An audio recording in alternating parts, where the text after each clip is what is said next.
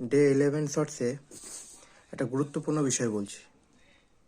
নিজের ভাবনার ওপর, নিজের ইমোশনসের ওপর কন্ট্রোল রাখবেন। দুটো লোক, পাঁচটা লোক কি বললো তা মাথা ব্যথা ভাবনা করে লাভ নেই।